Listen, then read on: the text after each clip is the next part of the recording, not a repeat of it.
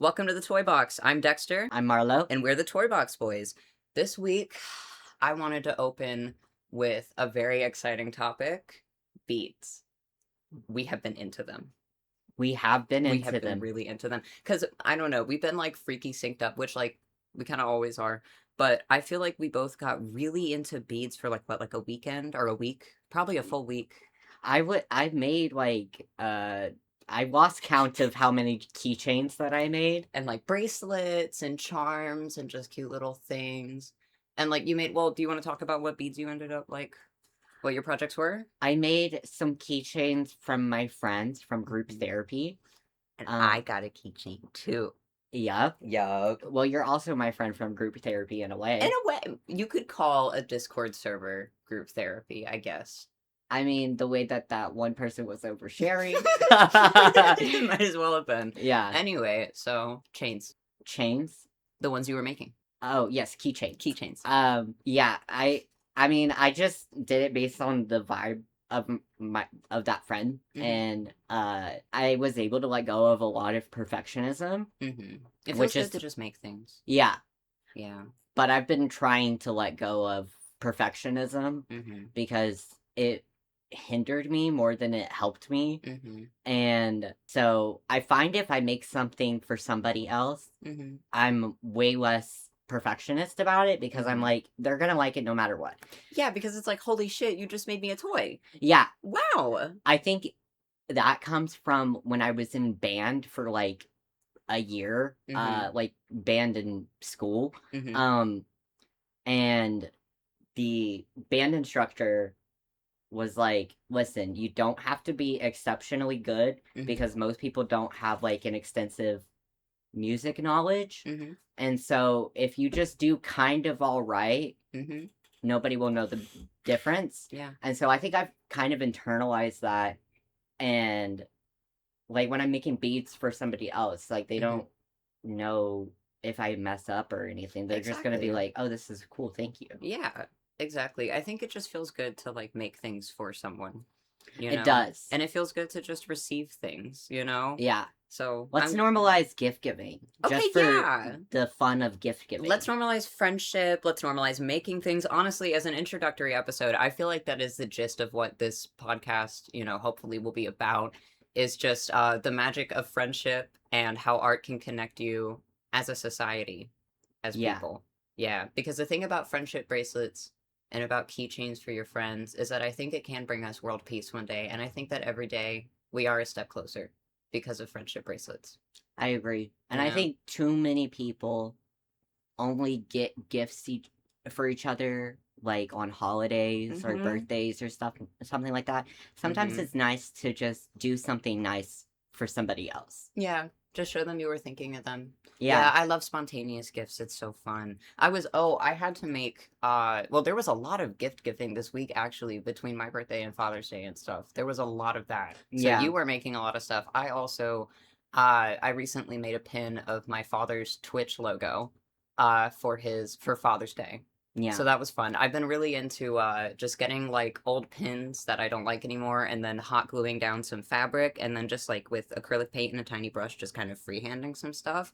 I like haven't been able to find any Pride stuff in the places where there should be Pride stuff. And I was looking early and you know, I got kind of fed up with that. So I spent a lot of time this past month making a bunch of pins. I've been having a lot of fun with that. Yeah. Were you going to say something? I was gonna say that I also made your dad a card. Yes. For Father's Day because my dad died. Shout out Mark. Shout out Mark. Fly high. Fly high. Fly high. Shout out. And also because my dad are chill like that. Yeah, it's kind of bros like that. We're very much bros. Yeah, you're just bros with my dad. We're kind of like father and son. In a way. In a way. In a way. But like I'm like the rejected son. We found you on this side of the street in a cardboard box. We were like, okay, take him in. That is essentially what it is. Essentially what I was like, please, and can I make art with him in the basement forever? Yeah, and now we have murals on the wall. And now we have murals on the wall. And now you can make my dad a Father's Day card. I haven't seen it. Yeah. I don't know if it's gonna be like because he likes to get some kind of pink wine. I don't know what it is. It's either a something rosé pink. It's something girly and or like a awesome. pink Moscato. Yeah. I don't know which one he likes. I mean, I so I'm inherited... just doing like a generic pink wine bottle with like the Yeah. glass, and it says Happy Father's Day. Aww. And then I think I was gonna write on the inside, Mhm. I would give you roses, but I think you would prefer rosé. Jolly good. Little pun action. Jolly good. Yeah. Jolly good. Jolly Oh, good. he's gonna love it. It's gonna be a hit. He's gonna do like a sensible like belly laugh. He's gonna be like, oh. Yes, That he's like tickles me. Santa. He is. You know what? He is like Santa in a 'Cause way. he's jolly. He's jolly, and he loves to like give things every now and then. Yeah, he bought my my Let's ID talk card. about my dad on my podcast.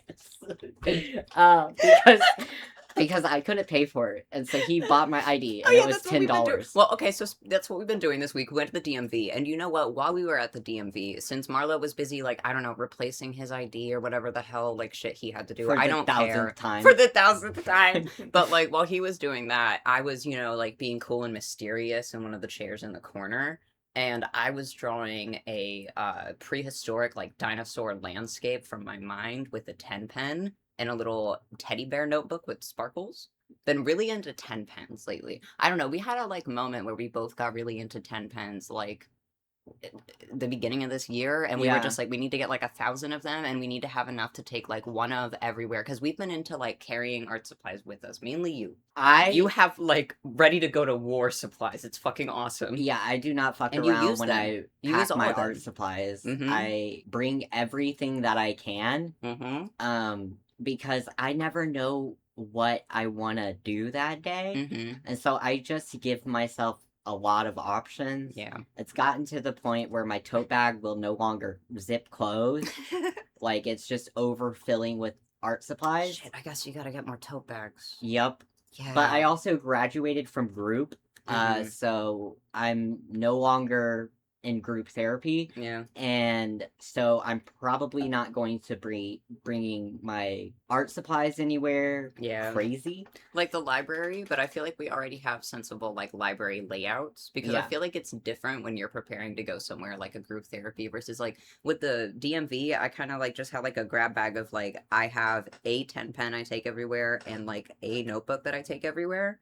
You know, like, there's different layouts for different times and places. I think it also shows how we're different as artists, Yeah. because I love mixed media, Yes. and I want to use as many mediums as possible and Mhm. make them harmonious in some way. Mm-hmm. And I think Dexter likes to play with, like, limited palettes Oh, yeah, I and love it. limited, like, supplies and stuff. Yeah.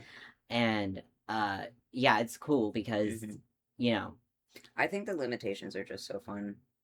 I need to get into limiting myself more. When I was in group therapy, there was some days where I was like, okay, I'm only bringing, like, 3 pencil pouches, which sounds insane, but for me, it's not. That's honestly, well, no, because your arsenal is like, okay, I have 10 different pouches in this bag that weighs more than, like, a toddler.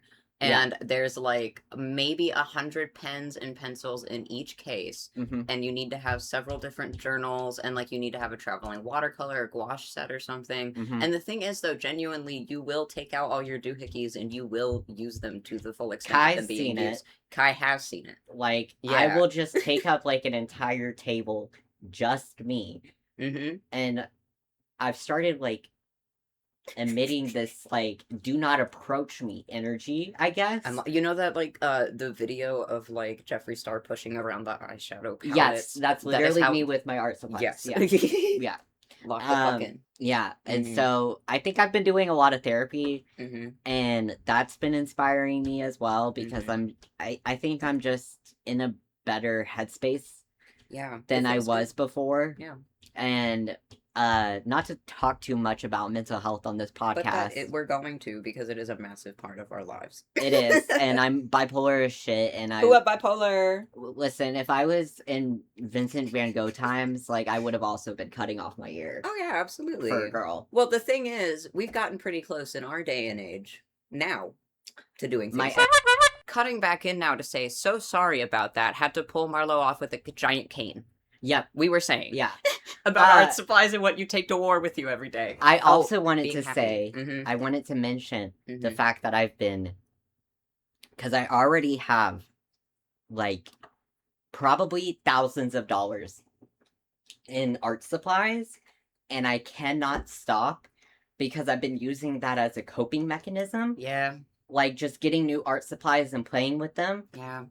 It makes me feel really good. Yeah. So I'm gonna keep doing that forever, I think. Yeah. And yesterday I got some new art supplies. I got some crayons and some twistable oh my god, yes, the swirl. colored pencils. Mm-hmm. And I'm really excited about those. Can't wait to play with them. Yes. I've been really into like the rainbow pencils, yes, and oh my god, like the twist, like swirl, like crayons that have like multiple colors in one crayon. It's like color jitter in real life. Exactly, and I love color jitter, and it's very fun to layer. Because that's the thing is like I think it works really well as like underpainting's not the word. Oh dear god, like as an underneath. What is the fucking word? Help me. Wash. Yes. Okay. But like whenever you're with the colored pencils and you're going underneath and then you cover it on top. I think that is an underpainting. Really, it is? Yeah. Okay. I love to second guess myself. I mean, I didn't go to art school. I kind of went to art school, but I kind of didn't. Well, I didn't go to school, so. True.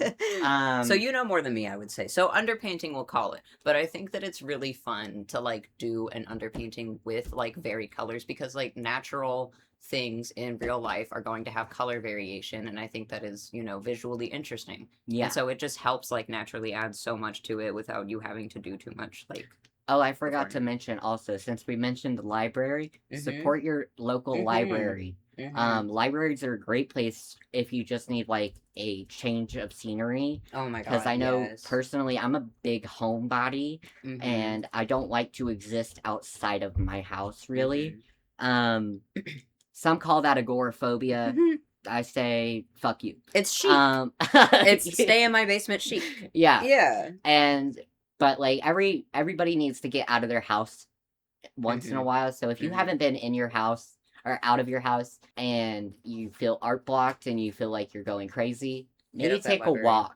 Oh yes, very true. Well, that's the thing is like I think also like having ADHD, it can be like really good specifically to go to a place like the library, or I've really liked going to the mall a lot because just having other people around you and kind of like parallel playing with like a bunch of people also doing their work. That's why people go to coffee shops exactly as well. Oh my god, yes, exactly. We need more third spaces. And then like the thing about like walking, me and Marlo love to go walkies all the time because it just really helps get the gears turning. Like, oh my god, it feels nice. It's a change of pace. Well, we went on a walk yesterday. Oh, and some beautiful little boys were born. They were born. They hatched from one egg.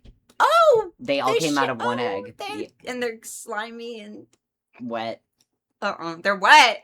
I bet they are nasty! Anyways. So I birthed... No, I didn't. No, you did not. Okay, so... So, guess who was born yesterday?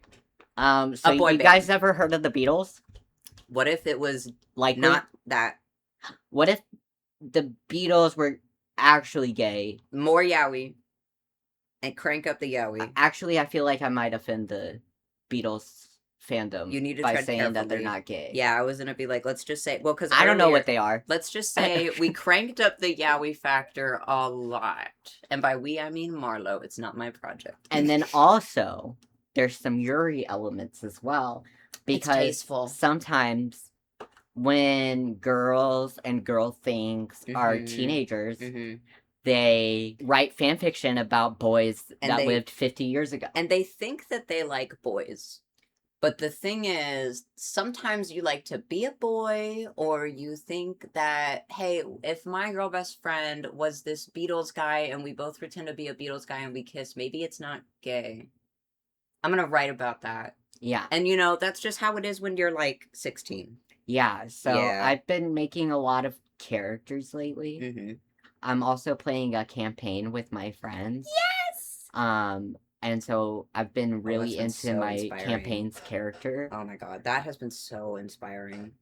Like, it has been so fun. Yes, like, it's been so, like, fun to work on, like, the campaign stuff, because, like, seeing your guys' ideas, it's just, like, oh my god, like it's so And inspiring to see Dexter what you doesn't guys even work. know everything. I don't, and I'm so excited because like just hearing these little like snippets about like the world that has been built and about like the characters that exist, like oh my god, I'm so jazzed. And I'm like it's like exciting because I don't know what I don't know, and also other people don't know what they don't know. So you get to share as well. And it's just I don't know, there's like so much potential. Like I don't know the last time I did a project like this. I could not tell you because I don't think we've had like successful campaigns. I think we tried to do one in like 2020 that Mhm. was Monster Prom. And I came up with a zombie character called Dead Me, and I was obsessed with him, drew him like all of the time, and then we never even played one session. Dude, oh my fucking god. What was it? There was, I think, a campaign that we tried to And do I'm in this pretty sure I was house. like the only person that came up with the character. Probably. Well, that's Yeah. how most of it goes. Is like, well, in like 2022, I think it was, we tried to have a campaign in this house, and I think it was just such incompatible play styles. Okay, it was one guy.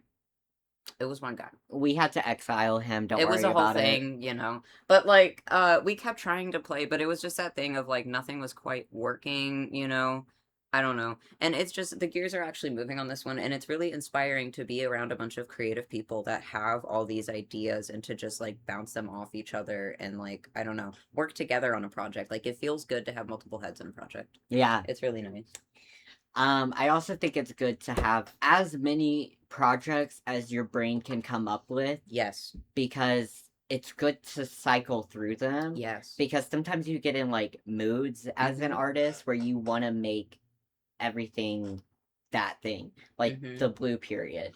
Yes. Like let's just make a Mhm. bunch of blue paintings. I'm into for a blue bit. right now. I'm into No, blue. literally. Yeah. This is cadmium blue. This Exactly. is cerulean blue. Mhm. You know. Yeah, well, it's fun to have like a carousel of things because like, well, speaking of carousels, this week I have been working on a carousel like automata project for one of my series, Stasis Equidae, because I've been, you know, working on the campaign and stuff has really made me be in a fantasy mood. And also a lot of the stuff that Marlowe's been working on, he's been really into fantasy lately. And so I've been wanting to work on fantasy. And I'm like, I don't know, nothing was really scratching the itch. And so I didn't want to necessarily actively work on like world building or anything for like any projects, but I am having a lot of fun revisiting the aesthetics of my older projects and like working on things that I had And for those refining projects. it. Yeah, because I was working on this carousel project like probably half a year ago and I built one of the armatures. I, you know, sketched out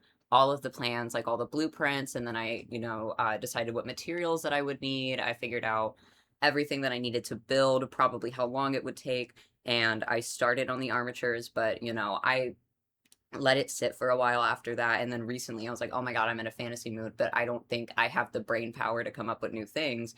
But it's been scratching an itch to like work on these carousel molds again and revisit them because I think I've been burnt out of like real world projects lately and realistic stuff. And so it's nice to just have a fantasy thing in the back pocket to go work on.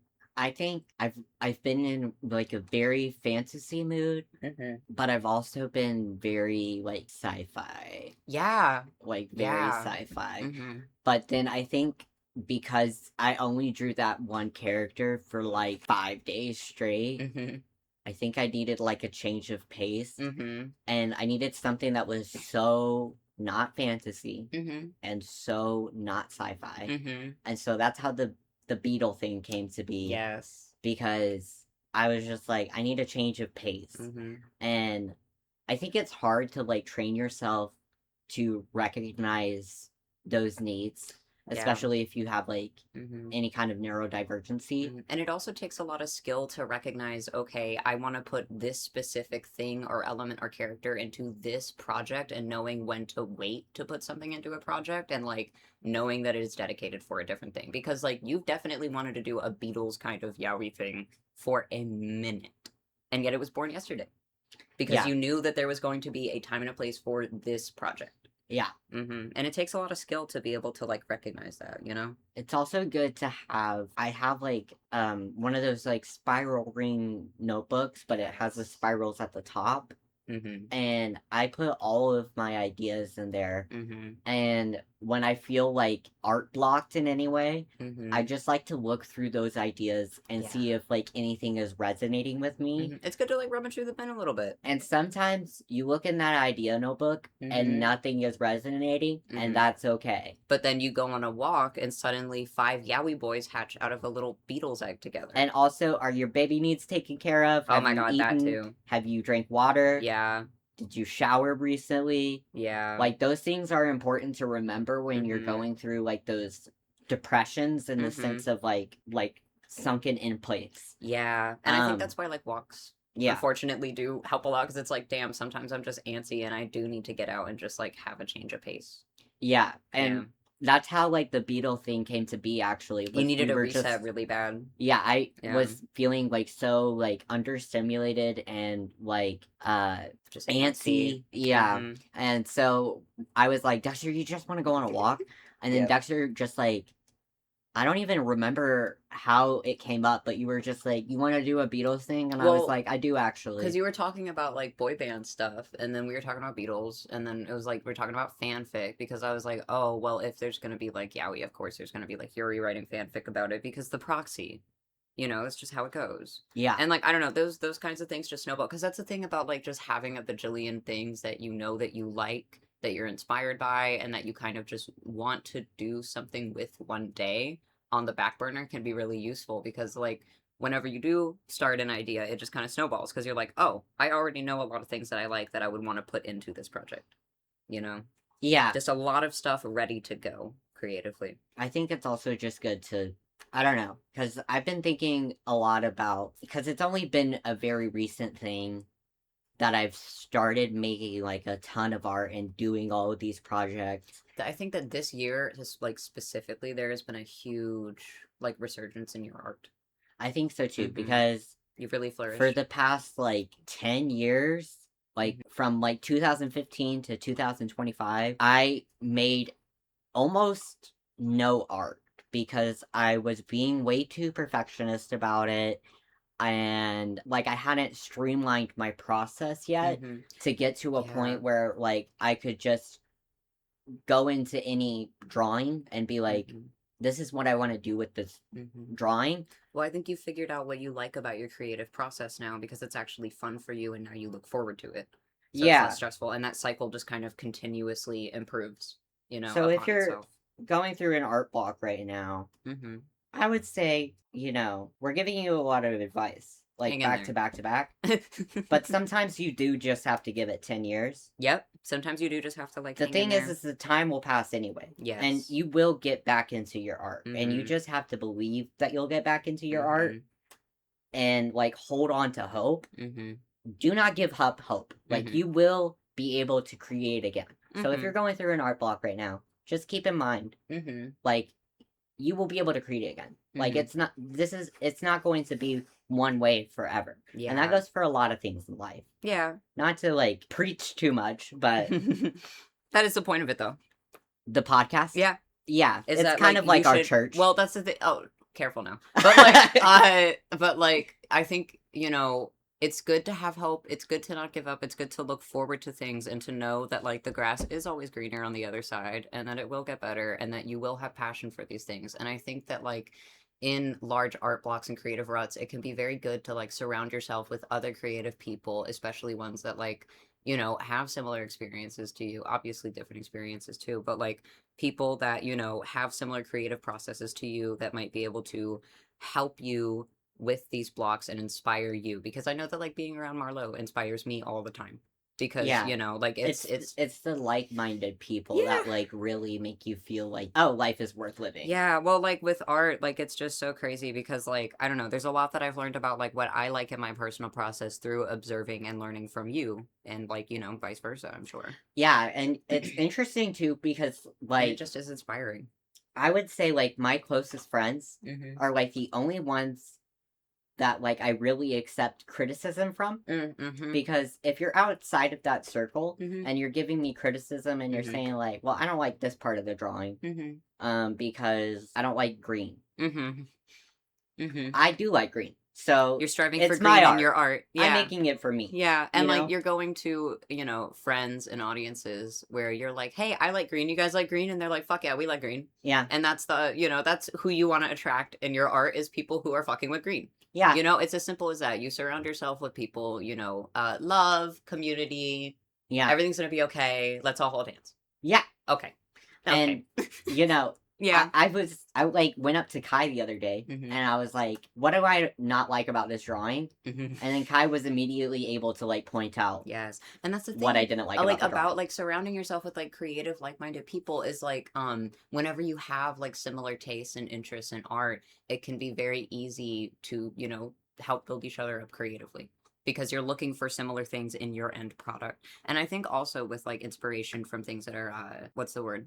That thing that Jean Darnielle does, he's so good at where he just takes inspiration from things that are so different from his end result product. Yeah. Like I think it is really important to consume media and like consume art and look at things whenever you're in a rut. Yeah, exactly. Eat it But up. also, Mm-hmm. I want to, if there are any young artists Mhm. listening right Oh, about now, comparison? do And how not you should compare do not yourself. for the love of God. Because that's the thing is like, it is to each their own, right? Because I have also been at many times in my life where surrounding myself with like obsessively kind of surrounding myself with in an almost self-harmful way with other artists who I only saw as better than me and as competition in a way when I was much younger. That was very bad for me. I think there is a little bit of an ego death that needs to happen sometimes before you can surround yourself with a bunch of very talented people because it can be very easy to get caught up and be like, oh, I'm never going to be that good. And that stops you from wanting to do anything at all. But I think the key is just to do what you can and to keep at it and do what makes you happy for you because it is for you at the end of the day. I think also like that was advice that I was given a lot when I was younger was just don't compare yourself to other people. And I'm like, well, that's impossible because I have to compare myself to other people because other people are going to compare me to other people, Mm-hmm. But I think what people mean when they say don't compare yourself to other artists Mm-hmm. is like you can have similar themes Mm-hmm. and similar like styles even Mhm. to other artists, and I think it's okay to compare yourself Mhm. to other artists in that sense. Yeah. But like I think if it's becoming Like detrimental to Yeah. your creative process. Like if it's becoming more of like a competitive thing, like in a harmful way than a like inspirational thing, and also like the thing is nobody can make your art. Exactly. That's the thing that I was talking about with like the ego death stuff is like I think I had to have a lot of realizations about like, okay, but the art that I am making, it's mine. And it's like that post that's there's that really good post from like, oh my God, probably Tumblr or Twitter or God knows what. Maybe it's a famous quote. Who knows? Go on. Also, I just want to establish okay. real quick, Okay. we are very anti-AI. Oh, So if okay. We're if establishing you're now. coming Yes. into this space Oh, get the fuck out of here. and you like AI, Yeah, no, just no. know I don't think fuck you'll like you. it here. Yeah, fuck you. I don't think you'll like it here. Get the fuck out, please. Hope Yeah. the door hits you on the way up. Yeah. Right. Because yeah. when you're go using fuck yourself. when you're Mhm. using AI to make your art, and I put that Mhm. in quotation marks, Quotes. Yeah. Uh-huh. that's not yours. Mm-mm. That's stolen Mhm, from mhm, other people, Mhm. and that's not okay. Mhm. Stealing art is bad, actually, and that's my Uh-huh. controversial opinion. Oh shit. I thought that rule 3 Shouldn't was be. don't get canceled. Well, if I'm gonna get canceled You know what? for Let's go. being Well, yeah. anti-AI, I am okay with that. That's the Yeah. way to go out. That is the way to go out, yeah. I think I just saw an Instagram Oh, can you post imagine? Dear today God. talking Mhm. about Guillermo del Toro, and he was like, "Fuck AI," and he's Uh-huh. been on this shit. Yeah, he has. And he just keeps doubling down on it, Mhm, and I'm mhm, like, mhm. that is so fucking real. Yep. Thank you for your Thank you. service. At least somebody is fucking normal out here. Yeah. Because oh my God, it is so scary. Well, it is like so scary going out into leaving this house and walking out into the world and just how many people are the way that they are about AI. It is genuinely shocking. Like I forget that not everybody sees it the way that we do. And that is a bubble thing for me a little bit. We're not gonna get too into it. Well, because It is I don't know. very disheartening to see AI literally at every corner. Yes. Oh my God, you can't escape it because like, well, if you go into like DC or something, oh my God. Yeah. Well, like it's advertised everywhere, online and in person. Genuinely can't escape it. Like, I don't know. I've been seeing so many ads that like actually have disclaimers about having AI generated portions now. And I'm like, it's crazy that we are at a point where it is so common. I also want to clarify, Mm-hmm. you do have to make your own art because Mm-hmm. there are robots doing it for you. Yeah. And genuinely, Mm-hmm. if you want to make art and you're not making art right now, get on that shit. Yeah. Well, because that's the thing is there's nothing to lose. You know, you just make things to make things. And I've had a lot of people ask me recently, like, how to get into drawing and stuff. Mm-hmm. And my advice is have fun. Mm-hmm. And don't worry about it being good Mm-hmm. because it's not going to be good, Mm-hmm. is the thing, because You you're just have to just make it. starting out. Exactly. So it's literally impossible for you to sit down and start doing something new and be good at it. Mm-hmm. It doesn't exist. Mm-hmm. So if you let go of that, Mm-hmm. you're good. And Mhm. like draw things that you like. Yes, because Worry about the fundamentals later. I Mm. feel like this is like where I disagree with a lot of artists because I think the most important thing for you as a beginner artist is to focus on having fun 1st. Mm-hmm. And as you improve slowly over time, Mm-hmm. then you can start worrying about fundamentals. But Mhm. if you go into it worrying about fundamentals first, you are not going to have any fun and you're Mhm. going to give up. Yep, because you're going to hate it. You need to make the activity fun for yourself so you enjoy it. And that's the thing is like working on things that are fun for you, you won't even realize how much you're improving and how fast you're improving. But like if you truly do just keep at something you love like that, it'll be, you know, no time you're seeing results. And like, I don't know, I think that's part of why it's so important to just focus on doing it for yourself and not comparing it to other people's progress because your progress is your own. Your art is your own. And I think it's important to just make things for the hell of it because it feels good. And you know, you will get better at it the more that you do it. I was going to say, I kind of want to hard pivot into organizing things. Let's do it. Okay, I want to hard pivot into organizing things right now, so we're going to pivot into organizing things. We did a lot of that this month in general. Like around that week that we were doing, like that week that we got really into beads, we also got really into organizing, I feel like. And then we've just been organizing more and more and more. Because the thing about being really into buying art supplies all the time is that you also need to put them away somewhere. Yes. Yeah. And I have been obsessed with pencil pouches Mm-hmm. and art supplies. Mm-hmm. So I've been getting like art supplies and then I get pencil cases to put those art supplies in.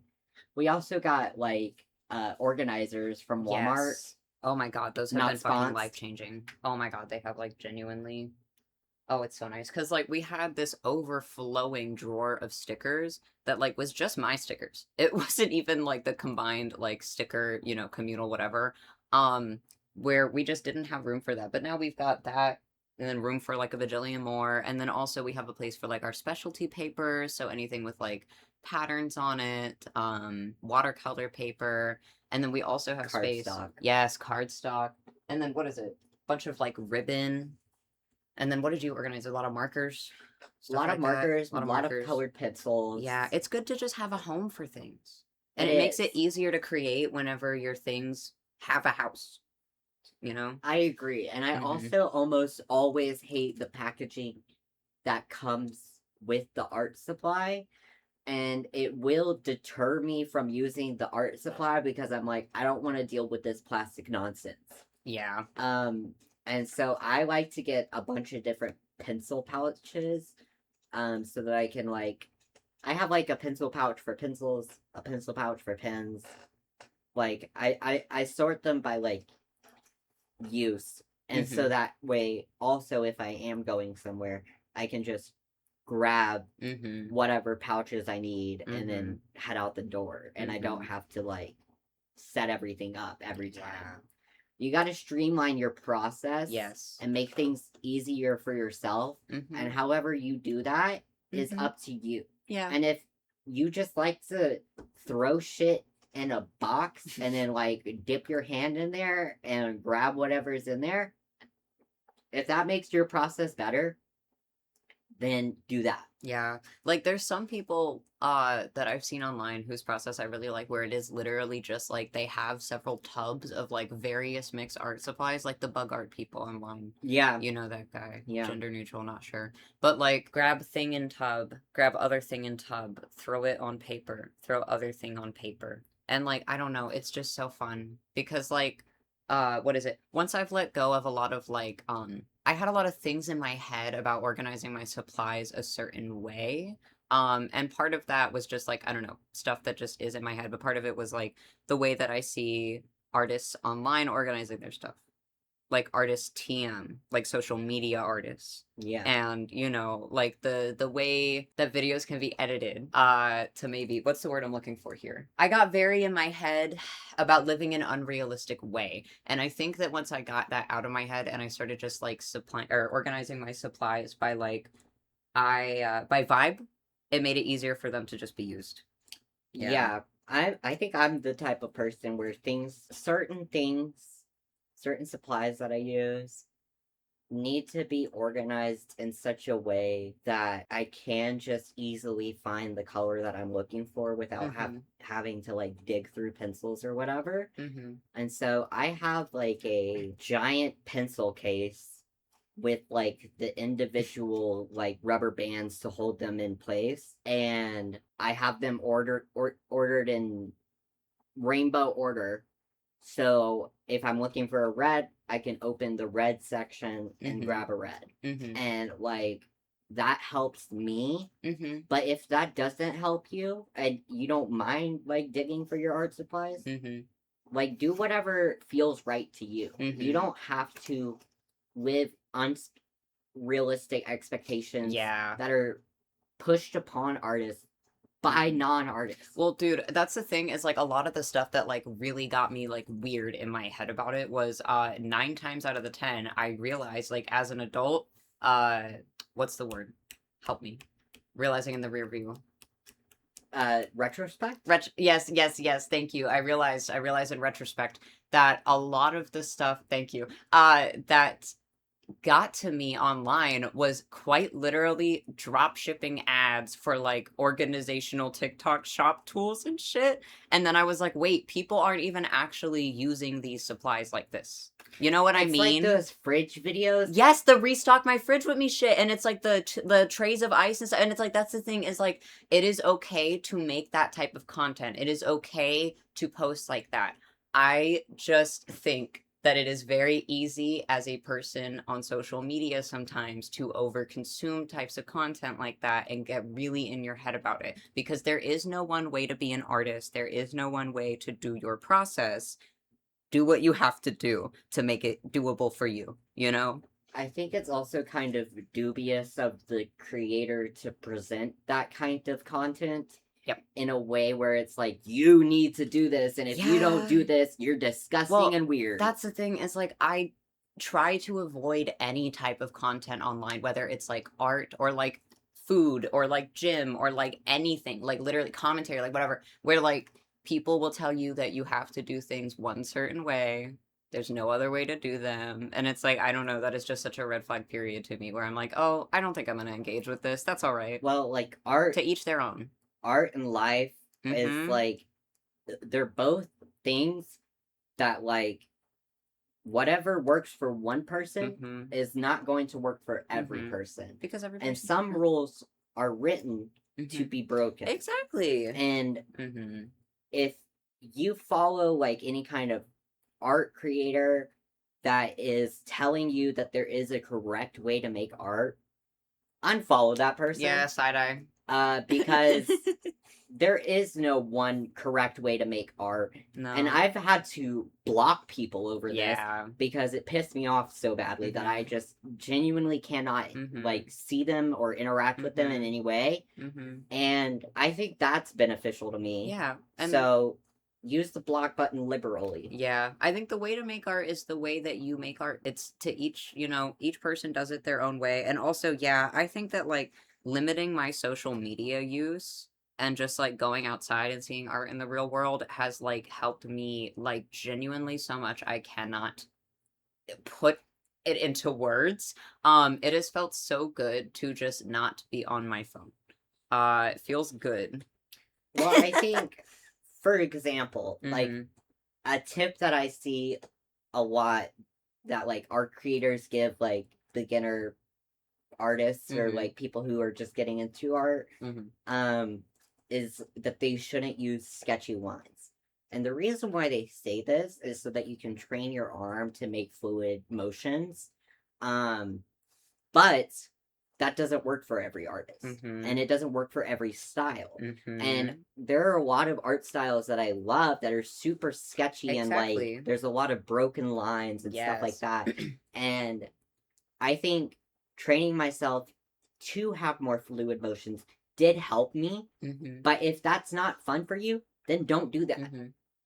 And that's the thing is like a lot of my favorite creators, like art creators specifically that I do follow. Well, because the thing that you brought up where people will say don't do sketchy lines because they are trying to teach you, hey, this helps with your motion, but they don't tell you that usually. They Yeah, just they say just don't say do don't sketchy do lines this. Yeah. and they don't tell you why. And so you as a beginner artist are going to look at this and be discouraged. But the favorite, like my favorite art creators that I follow are they're really good at teaching and they're really good at going, hey, this is why I would recommend this exercise and this is why people say this is quote unquote an art rule because this is what you would, try to gain, by doing this, try to learn from this activity, and this is how you would typically apply it, and this is how that rule can be broken, and also you don't need to listen to any of that. Yeah. Like it is just so, I think, important with art specifically that it is so your own.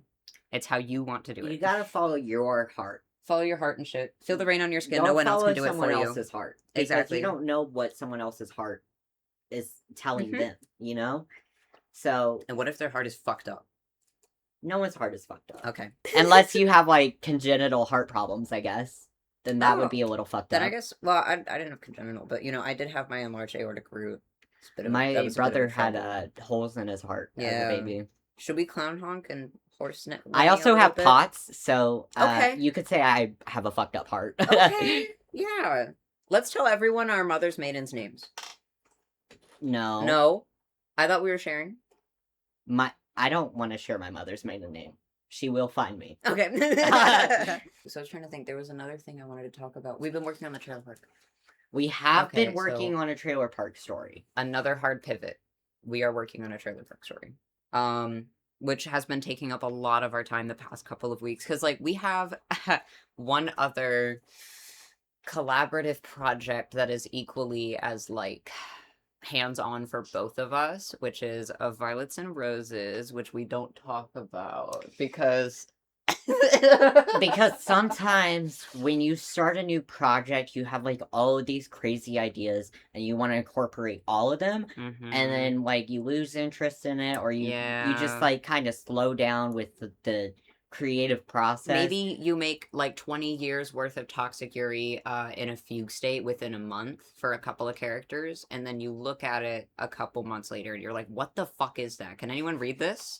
And And the nobody can answer is read it. no. Yeah, Yeah. the answer is nobody can read it, and then you have to look at the runes, and then you gotta hire a guy to decipher the runes, and then you're like, oh my god, and it's like a whole thing. So we kind of have let that get a little dusty. But basically, anyone remember A Fever You Can't Sweat Out, Panic at the Disco? What if it was Yuri?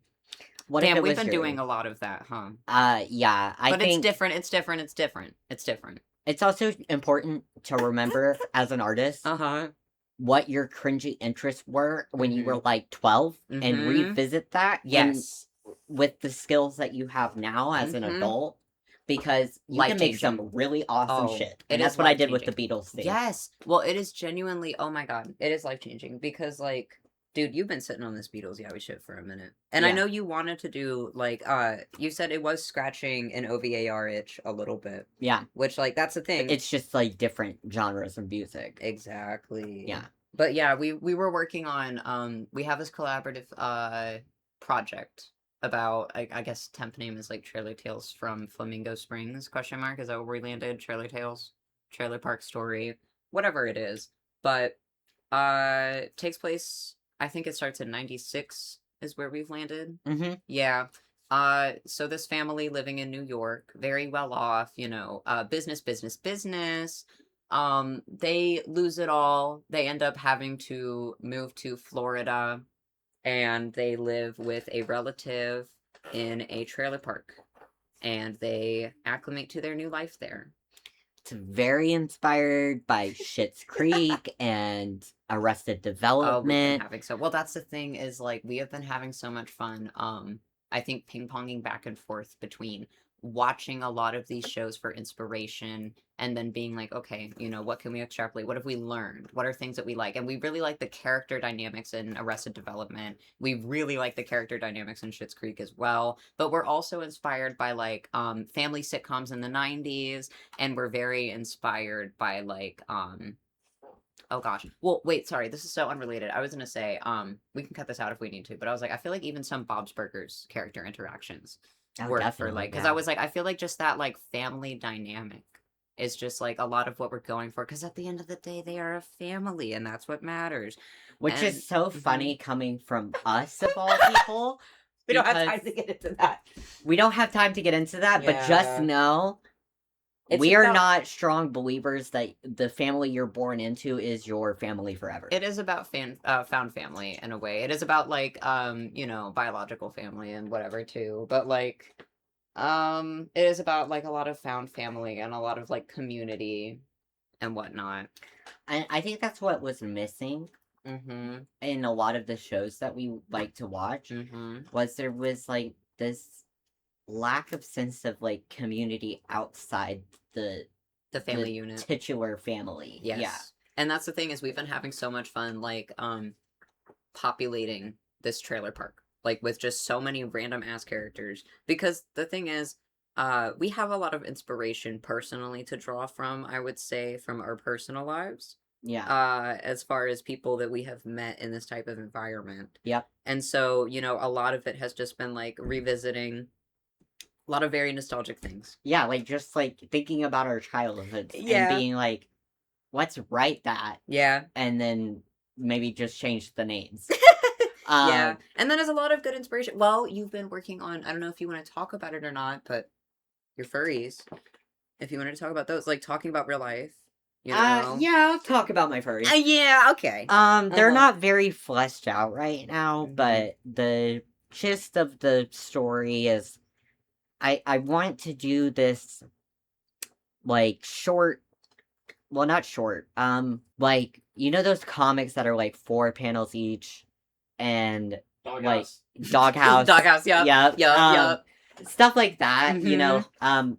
And I've been inspired by a lot of that kind of stuff lately. And Mhm. I've been wanting to do my own version of that thing for a while. Yes. And I think it would also help me to develop my comic making skills Mhm. because there are a lot Yes. of ideas that I have for like fully like Mhm. graphic novels. Yes, your baby Yeah, is and going to be, yeah. I going to be really that like format. making comics, but I Mhm. haven't made a lot of comics. And it's good to have like a less intimidating, because I think part of the reason you haven't revisited Salt Lines is because I think you need a less intimidating, bite-sized way to work up to stuff like that. And so I think that this comic will be really good for you, you know? So it's mostly like character interaction Mm-hmm. based. It's Mhm. not really about like world building. Yeah. Um Or like I have book. other projects that I work Mhm. on when I want to world build. Mhm. And that's but why it's this good to is have everything to character scratch a certain building. itch. Yeah. Because it's good because you know that like when you work on this, you're wanting to do stories about people in their lives. Yeah, and the general idea is just this group of young people are all entered into this residential program. If you don't know what a residential program is, it's like a rehab center where you live there and you have group therapy every day. And I've mentioned a couple of times on this episode already that I was in group therapy until recently. And I think I just kind of need to work out my own shit from Mhm. everything that happened in group. And what is a story for if not to just kind of work through your shit? Because Exactly. if I'm honest, like a lot of like having different things to rotate, like on the back burner, like different things is, oh, I need to kind of work through this thing right now. Let me go dig up the thing about like processing grief or something, you know? Like Yeah. sometimes it's important to have those things. But you were saying. But yeah, and so I have like, I think 5 or 6 characters. I'm probably going to make more characters because of the way that residential programs function is that it's like a revolving door of Yeah. people. And I think that'll Some be fun people for are there you. for like a Mhm. few weeks to years, Mhm. it just depends on what that individual needs out of their care. Mhm. And so I do want to include that element of like a revolving door of like new patients and everything, Mhm. and like the friendships and relationships that they form, as Mhm. well as maybe the people that you don't get along with Yeah. so well. Yeah. And I think that'll be really because like I think this setting gives you like it provides a lot of opportunity for interesting character interaction for sure. Because like you have to be in this environment. Good luck. Good luck. You are stuck with the Cope people with you are it. cope. Yep. Yeah, exactly. I think it'll be really fun to work on. And like the characters that you have come up with already are just like so full of life. Yeah, Yeah. it's really fun, but also I've been feeling really unsure about it, and I don't know if Mm, that's my perfectionism creeping in, mm, or if I genuinely just don't like those elements of the story. mm. But I think I kind of need a break from Uh-huh. working on that right I now. was gonna And so suggest. that's why I've been on the Beatles thing and Mm-hmm. like my campaign Mm-hmm. and beads and other things. Mm-hmm. I'll revisit it after it like stews in its own Yeah, stank for you a you need to while. let it marinate for a while because that's the thing that's important about like because I've noticed a lot of like both of our processes is that we both really like our creative stages are we will come up with a thing, do a lot of work for the thing, shelf it for maybe 3 months, come back to the thing, do a lot, shelf it for maybe 3 months, and like that's like the rotating constant cycle of just picking up a project, putting it down, knowing that I want to scratch this itch, knowing that I want to work on this, and like I don't know, because like I also I have a similar project to well not too similar, but like similar in the sense that it is just for a very limited like to get me started on making little short panel MS Paint comics. It is also furries, but this one is about like working in a movie theater together. And so I know that if I want to work on comics, I'll go work on that. But if I want to work on something like fantasy and world building, like recently, then I'll work on like my unicorns or something like that.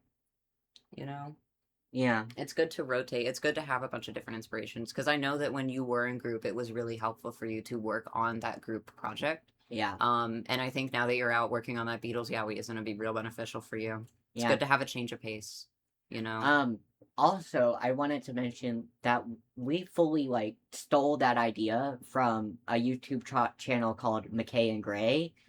They made Oh, a video yeah. talking about how they like to cycle through their Yes. different projects, Yes. Well, they were and I talking about had like, never even considered that as dude, an option. yes, exactly. Well, because that's the thing is like it can be so easy to like first off, that thing we were talking about in the beginning where it's like it takes a lot of skill to decipher, oh, I want to put this thing into this project specifically, and knowing when you need to hold an idea and wait and save it for a project that doesn't even exist yet, or like move things from place to place. Um, it it can be very easy to get caught up in one project and try to put all of your ideas into just that one project. And I think it's important to rotate projects so you can be like, oh, actually, I want these things to go different places. And you can just like, I don't know, fully expand on all these different things. And like, it helps you get a breath of fresh air. So when you revisit your other projects, it's not as stale, it just feels good. But yeah, we did take that shit. We straight up took it. Yeah, so shout out to McKay and Gray. Yeah. Big fans of your work. Absolutely.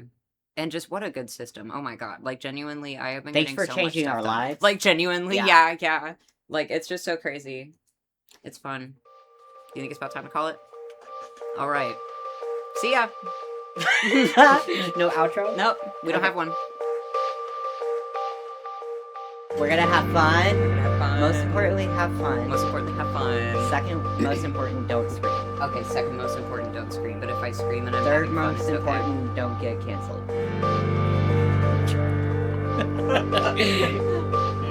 Okay, we can start in a minute, but if I'm real with you, I'm kind of glad that we're not airing that first, like, test episode. I'm glad that it's remaining a test episode, because I don't think I need the world to, like, psychologically see me on that level yet. I don't need them to know my insane taste in women that deeply. Yeah, we got it into We got a little way too into it, and I was like, I started oversharing way too fast. This cannot be the pilot episode of a podcast, because if you click on this and you're like, what's this podcast about?